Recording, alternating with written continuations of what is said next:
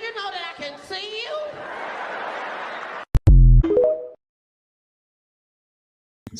None of y'all fessed up.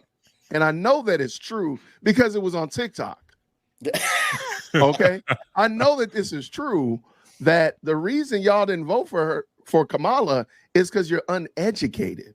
Yeah, I know. All the other sins that y'all fessed up to. You didn't fess up to the fact that you're not educated. But let me explain. Let's bring it in. Let's bring it in. All right. Most of y'all have probably seen this video. And let's just let her play and let her expound her wisdom here. Shout out to the young scholar that's going to give her that work. But let's go.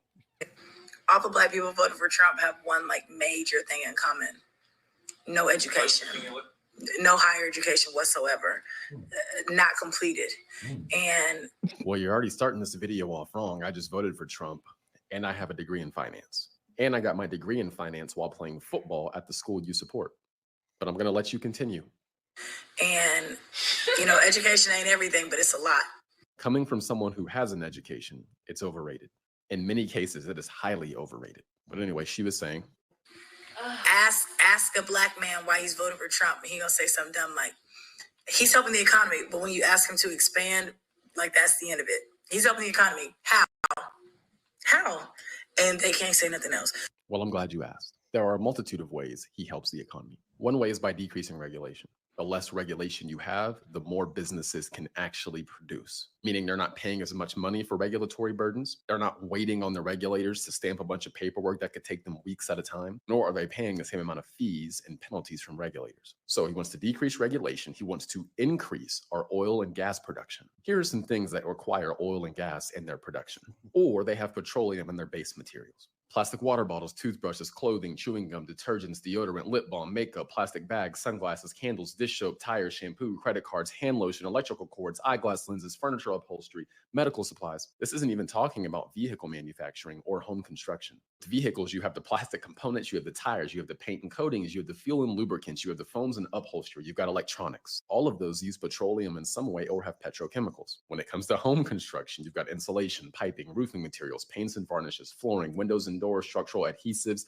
appliances, and electronics. So the higher oil and gases, the more expensive those things are. Now, that's not even including the oil and gas it takes to actually physically get the material to the plant or to the location where they're building the house. They use oil and gas to produce it. They use oil and gas to power the factories that produce these products. Then they use oil and gas to move these products to their end location where they can actually be put together and create a product. But when he talks about deregulation and drastically increasing our oil and gas output, yeah, that's going to help the economy. We will be more productive and things will be cheaper. Now let's talk about something a lot of people don't talk about: the global supply chain.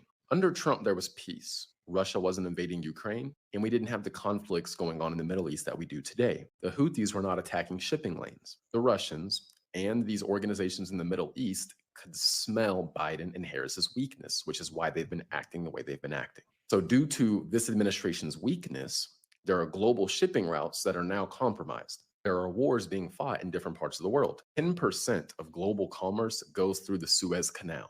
The way into the Suez Canal is through the Red Sea. Just so you're aware, here's the Red Sea, okay? You go up through here, and then the Suez Canal right there is here. So when an organization is launching rockets at ships that try to go through the Red Sea, these commercial ships will then avoid the Red Sea and have to go around. And when I say around, I mean around all of Africa, which drastically increases the cost for shipping, which then increases your everyday cost of goods. Not to mention, Trump wants to lower the corporate tax rate, which incentivizes businesses from around the world to have their businesses in the US. And it disincentivizes US businesses to go abroad to get lower tax rates. That is good for the US economy. It keeps businesses here and it invites businesses to come here. It's always so interesting to me how Black women will come out in the public and just degrade Black men. They act as if they're superior, they're better, they're smarter. Like the degradation towards Black men is just oozing out of that video.